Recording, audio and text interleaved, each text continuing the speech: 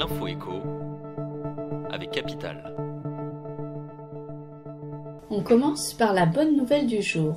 Gabriel Attal a confirmé que le pré-remplissage des formulaires de demande de la prime d'activité et du revenu de solidarité active sera testé à l'automne. Si l'expérimentation s'avère concluante, l'exécutif prévoit de généraliser la mesure d'ici à 2025, a précisé le Premier ministre. Les allocataires verront ainsi leur démarche enfin simplifiée. On enchaîne avec le chiffre du jour.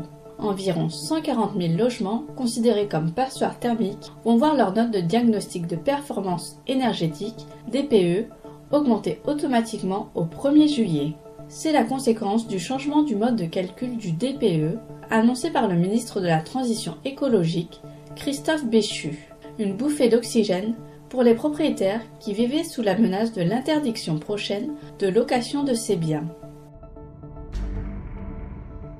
On poursuit avec l'info pratique. Les taux de crédit immobilier commencent enfin à baisser en ce début d'année.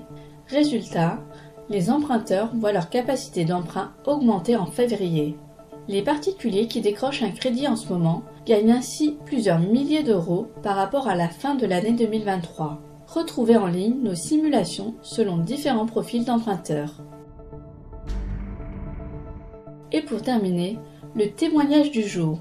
Dans les années 1990, certains étudiants ont perçu une allocation pour suivre une formation d'enseignant. Ces périodes doivent permettre d'obtenir des trimestres supplémentaires de retraite. Or, c'est aux anciens enseignants d'apporter la preuve du versement de l'allocation, à l'instar de Laure, qui 30 ans après avoir touché cette allocation, n'a pas réussi à retrouver ses justificatifs. Et c'est là que la situation se complique, comme le montrent plusieurs témoignages reçus par la rédaction de Capital.